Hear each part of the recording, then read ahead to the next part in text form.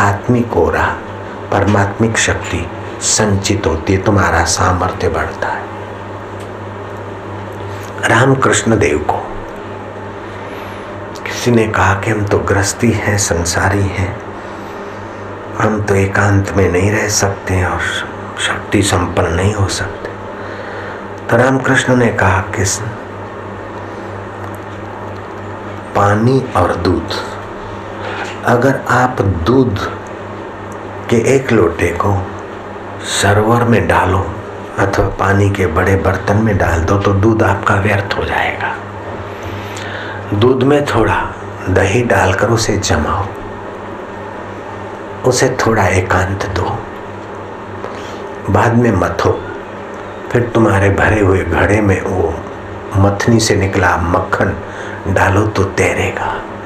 ऐसे ही थोड़ा समय भी तुम साधन भजन करके अपना आनंद स्वरूप आत्मा का सुख लेकर फिर संसार के घड़े में आप व्यवहार करोगे तो नाचते खेलते आनंद से आप सफल हो जाओगे और निर्लेप रह जाओगे। नहीं तो संसार आपको डुबा देगा, चिंता में डुबा देगा, विकारों में डुबा देगा, राग में डुबा देगा, द्वेष में डुबा देगा, भय में डुबा देगा, रोगों में डुबा देगा और अंत में जन्म मरण के चक्कर में डुबा देगा आपको संसार। न मानुषात श्रेष्ठतरम ही किंचित, शांति पर्व महाभारत। मनुष्य चोले से श्रेष्ठतर और कुछ भी नहीं है।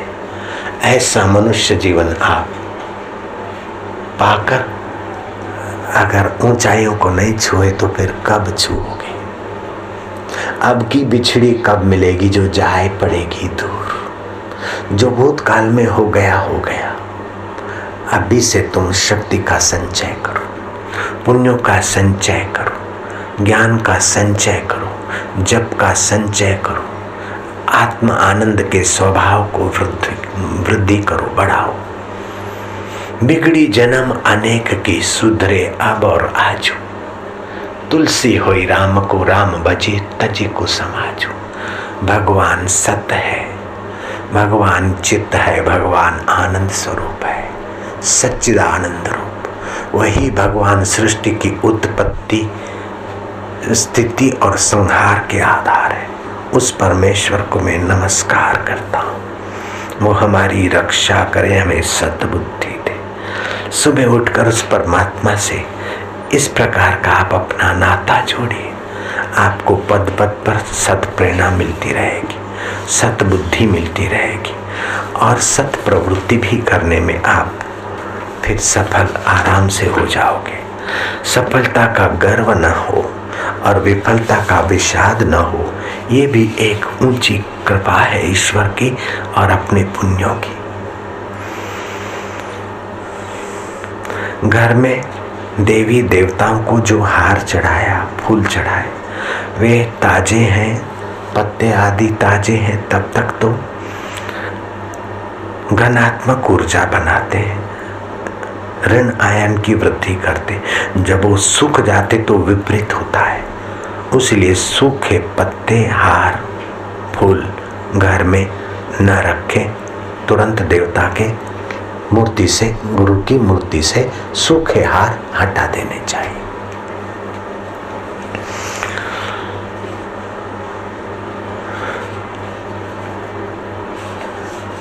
ऐसा कोई सुख और संसारी भोग नहीं जिसके पीछे दुख, भय और रोग नहीं। इसलिए संसार के सुख भोग की वासना आदमी को गहरे दुख में उतारेगी। भगवान कहते त्रय गुणा विषया वेदा, निस्त्रय गुणा भवार्जुना, निर्द्वंदो नित्य सत्वस्थो निर्योगक्षेम आत्मवान। ये वेद भी तीन गुणों के जगत की, ये करोगे ये मिलेगा, ये करोगे ये मिलेगा, लेकिन जो मिलेगा वो मिट जाएगा। इसलिए वैदिक कर्म करते हुए भी अर्जुन तुम गुणातीत हो जाओ, ऐहिक चीज की इच्छा ना करो, निर्द्वंद हो जाओ। द्वंद से शक्ति का ह्रास होता है, निर्द्वंद से शक्ति का संचय होता है। नित्य निरंतर वस्तु में स्थिति हो जाएगी और मेरा क्या होगा और मेरी वस्तुओं का कौन देखभाल करेगा, उस चिंता से अपने को हटा दो।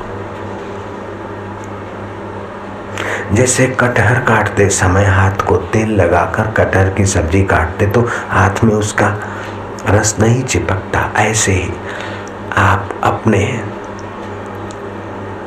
अंतःकरण में ऐसी भगवती रस का तेल लगा दो कि आपके ऊपर संसार का कोई भी रंग अथवा संसार की गंदगी ना चिपके। तुलसीदास जी कहते हैं, तुलसी जग में यूं रहो जो रसना मुख माही, खाती निश्चित तेल घी फिर भी चिकनी नाई। तुम्हारी जिह्वा को कितना ही तेल और घी खाने को मिलता है, 1.25 तोला तेल की मालिश करो तो 5 तोला घी खाने की शक्ति आ जाती, लेकिन चिकनाहट पूरे शरीर में चिपकती रहेगी। अब 1.25 तोला तुम तेल या घी खा लो, मक्खन, तो 2 मिनट के बाद चिकनाहट को खोजोगे तो मिलेगी भी नहीं।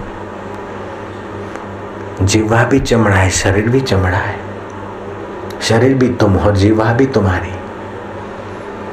जिह्वा को अपना रस है, इसलिए घी और तेल चिपकता नहीं। मालिश करते हो, इतवार को मालिश सरसों के तेल की हानि करती। अगर इतवार को मालिश करना ही है तो सरसों का तेल गर्म होता है, दूसरे तेल की मालिश करो, उसमें गुलाब के पत्ते 5-25 निचोड़ डालो तो वो दोष दूर हो जाएगा। मंगल को मालिश नहीं करनी चाहिए, अगर करना ही है तो मुल्तानी मिट्टी थोड़ी डाल दो अथवा वहाँ की थोड़ी मिट्टी डाल लो, मंगल के ग्रह का दोष दूर हो जाएगा। बुढ़ापे में कमजोरों के लिए बड़ी टॉनिक है मालिश, लेकिन मालिश के बाद स्नान करना पड़ता है। और मुल्तानी मिट्टी से स्नान से जो फायदा होता है, रोमकूप खुलते हैं और अपनी गर्मी खींचता है, उसका 1% भी साबुन से फायदा नहीं होता। हाँ, साबुन के केमिकल से रोमकूपों में थोड़ा थोड़ा पॉइजन हल्का सा आने की संभावना होती। और ये दिन तो मुल्तानी मिट्टी से नहाने के हैं। जापानियों ने तुम्हारे भारत की मुल्तानी मिट्टी का फायदा उठाया, वे लेप करके टब बाथ में बैठ जाते, आधा घंटा 15 मिनट, सारी गर्मी और चमड़ी की बीमारियां ठीक हो जाती। और अपन लोग बीमारियां ठीक करने के लिए इंजेक्शन भोगवाते और गांठें निकलती। रोग हरि निद्रा, पूर्ण रोग हरि सुधा। अच्छी नींद आ जाए तो आधे रोगों का प्रभाव टूट जाता है। और तगड़ा उपवास करे तो तमाम प्रकार के रोगों के कण भूखी जठरा खींचकर स्वाहा कर देती। इसलिए एकादशी का अथवा सोमवार का तगड़ा उपवास करना चाहिए। दूसरी वैरायटियां खाकर उपवास ना करें। केला तो कतई ना खाए, जूस और फल उपवास में नहीं। हो सके तो एक आध सेव ले ले, वो भी 4-5 स्लाइस करके तवे पे सेक के फिर खाए, ताकि भूख बनी रहे और रोग के कण स्वाहा होते रहे। दूसरे दिन आपके शरीर में स्फूर्ति रहेगी, जठरा की मंदाग्नि दूर होगी और आपका स्वास्थ्य लाभ होगा और मन भी